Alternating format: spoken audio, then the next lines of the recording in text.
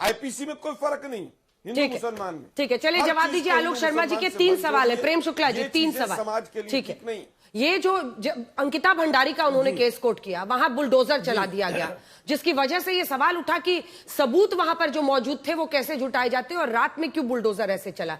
ये मतलब ultimately court ने भी तो यही कहा ना कि ये त्वरित जस्टिस वाला जो पूरा चल पड़ा है, एक्स्ट्रा जुडिशियल एक्शन लेना, ये सही नहीं है। दूसरा, कुलदीप सेंगर ने क्या कोई अवैध निर्माण नहीं किया था, वहां पर आप नहीं करते। और तीसरा, वो सीधा कह रहे हैं कि आप मुस्लिम्स को टारगेट करते हैं। तीनों पर पॉइंटेड जवाब दीजिए। कांग्रेस के लोग झूठ की दुकान है। अब जो ये कह रहे 1,500 लोग जो है वो कुंभ में जो है बह गए, 1,500 लोग बह गए और आज तक के कैमरे वहां पहुंचे ही नहीं जी, किसी टेलीविजन के कैमरे पहुंचे नहीं, 1,500 लोग बह गए। अब झूठ की दुकान में कुछ भी कह सकते हैं।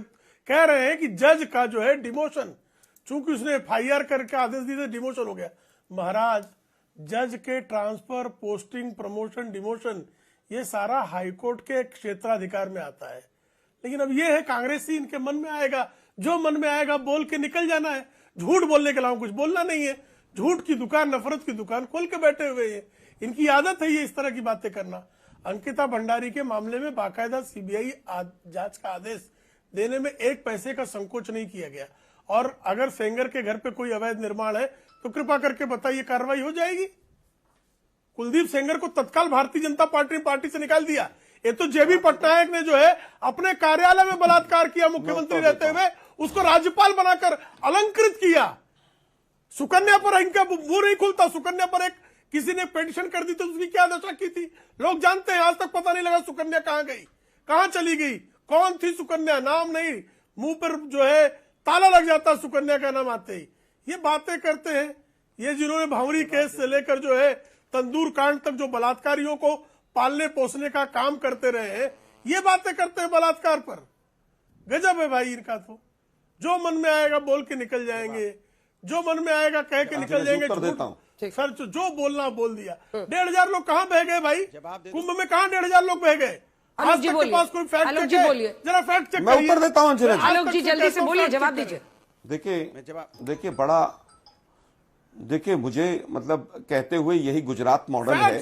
मोरबी कांड हुआ, 300 से ज्यादा लोग बह गए, आज तक लिस्ट नहीं आई। अरे सुनो ना भाई, जरा आप सुनो, मैं बीच में नहीं बोला था। अरे सुनो ना भाई, मैं बता रहा हूँ ना, फैक्ट दे रहा हूँ। सुनो तो सही प्रभु, सुनो तो। अरे सुनो ना भाई, अरे भाई सुनो ना, मैं तो कह रहा हूँ।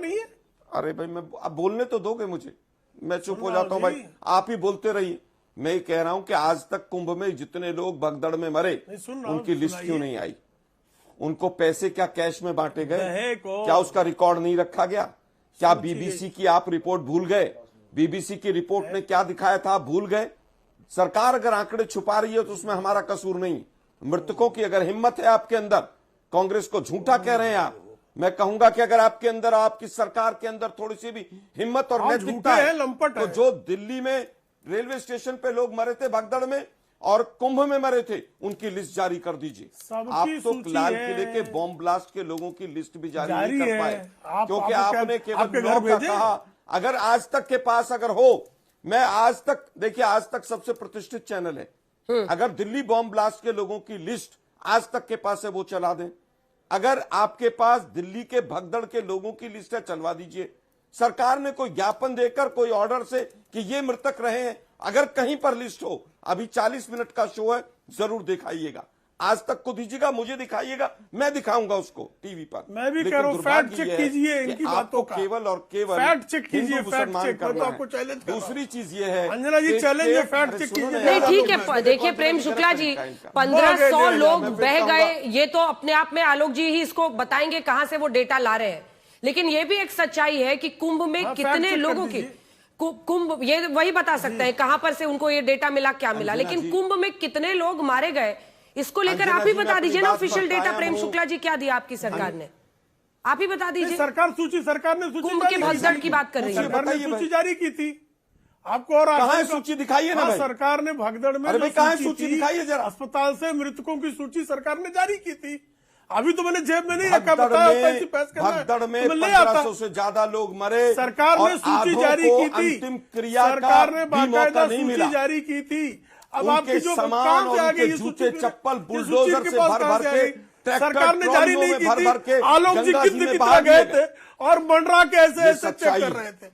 गजब गिद्ध भोज है। बताइए ना आप, गिद्ध भोज पर आमादा लोग हैं ये। लाशों पर गिद्धों की तरह चोंच मारने की कांग्रेस की आदत बन गई है। जगह पर यार गजब है भाई। जो आइडेंटिफाइड विक्टिम्स थे जिनका नाम था, देखिए प्रेम शुक्ला जी, जो आइडेंटिफाइड विक्टिम्स थे जिनका नाम दिया भी गया था वो बहुत सीमित नंबर था, जिसमें ये लिस्ट मेरे सामने इस वक्त है, जिसमें ज्योति हटरवाड़ से लेकर मेघा हटरवाड़, अर्जुन नारायण खोपाडे, बहुत सारे लोगों का लाश था। लेकिन अल्टीमेटली कितने लोगों का ऑफिशियल बहुत ज्यादा नंबर बताया जा रहा था, वो लिस्ट अगर है तो आप मंगवा लीजिए, शो के दौरान ही दिखा दीजिएगा।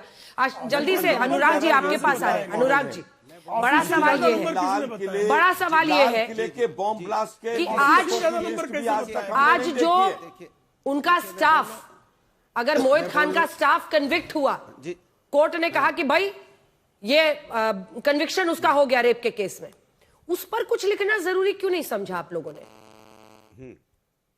मोहित खान को डिफेंड करने का है, जो दोषी है वो तो जेल जा रहा है, घर बनाएगा तो चलेगा बुलडोजर, क्या दिक्कत है? अरे अंजना जी, हाँ। अंजना जी सुन लीजिए, वही मैं जवाब दे रहा हूं। ये बताइए, बीएचयू की घटना हुई थी तो क्या बुलडोजर चला? क्या नहीं चला ना। टेनी के बेटे ने रोन दिया किसानों को तो बुलडोजर चला? क्या नहीं चला ना। नोएडा में एक व्यक्ति की किस तरह से मौत हो गई, अपने को चीखता रहा युवराज बचा लो, तो वहां जो अधिकारी, जिम्मेदार अधिकारी थे, उनके यहाँ बुलडोजर चला? क्या डीएम साहब तो वहां शीशा उतारने को तैयार नहीं है?